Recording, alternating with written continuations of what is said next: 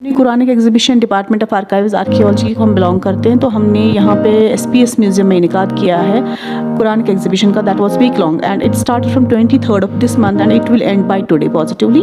तो हमारा जो एग्जीबिशन था it was starting from 10:30 to 4। तो हमने वहाँ पे 17th सेंचुरी के मैन्युस्क्रिप्ट्स कुरानिक एग्जिबिट रखे हैं वहाँ पे, तो जिनमें कश्मीरी कागज़ का ही इस्तेमाल हुआ है। इन एडिशन टू कश्मीरी कागज़ आप वहाँ आपकी कैलीग्राफी आप देख लीजिए, कैलीग्राफी के बेस्ट से बेस्ट नमूने वहाँ पे लिखे गए हैं। तो शायद आपने देखा होगा ऊपर सेक्शन में कि वहाँ पे black ink has been used as a calligraphy जिससे की गई है, उसमें सैफरन का कलर का इस्तेमाल हुआ है। That has a least feeding effect because जितने भी प्योर ऑर्गेनिक चीज़ें हैं उनमें फेडिंग का चांसेस कम रहता है, जितने भी केमिकल डाइज हैं उनमें फेडिंग के चांसेस ज़्यादा रहते हैं। तो हमारे पास जितने भी मैन्युस्क्रिप्ट्स हैं उनमें इस्तेमाल किया गया है नेचुरल कलर्स, उसमें इस्तेमाल किया गया है पिगमेंट्स जो मेटल पिगमेंट्स जिनको हम कहते हैं लाइक गोल्ड। तो हमारे पास सिल्वर का अभी तक हमारे पास कोई है नहीं जिसमें silver has been used as a pigmenting material, but among the metal pigments gold has been used.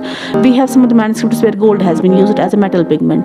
तो in addition to metal pigments mineral pigments भी इस्तेमाल किए गए हैं। उनमें सबसे बेस्ट नमूने हैं कुछ कुरान शरीफ के और कसीदे बुर्दा शरीफ, वो हमारे पास बेस्ट नमूने हैं। विच शोज़ के influence of Persian art on Kashmir, क्योंकि कश्मीर का जो आर्ट है जहाँ तक ताल्लुक़ है इसमें इन्फ्लुएंस रहा है from the Central Asia, from the Persia. And कुछ नमूने हमारे पास है which are the best examples of showing the influence of these the Central Asia the Persia on the Kashmir art. तो उसमें सबसे आप हम देख लीजिए कुछ कुरान शरीफ हमने ऊपर रखे 17th और 18th सेंचुरी जिसमें वो इन्फ्लुएंस बखूबी दिखाई देता है। तो एग्जीबिशन का मेन फंडा था, मेन मकसद था हमारा यही कि यहाँ हमारे पास जो भी विजिटर्स आते हैं उनका एक ही चीज़ होता है कि कुछ मैन्युस्क्रिप्ट्स आप डिस्प्ले करें, क्योंकि मैन्युस्क्रिप्ट का अभी सेक्शन हमारे यहाँ कमीशन नहीं हुआ है। तो उनके एस्पिरेशंस को मद्देनजर रख के डिपार्टमेंट ऑफ आर्काइव्स आर्कियोलॉजी ने ये स्टेप उठाया कि उन्हें एक वीक लॉन्ग कुरानिक एग्जीबिशन रखी है। कीपिंग इन व्यू ऑल्सो माह रमज़ान का महीना था, तो that will by today 4 PM it will get closing.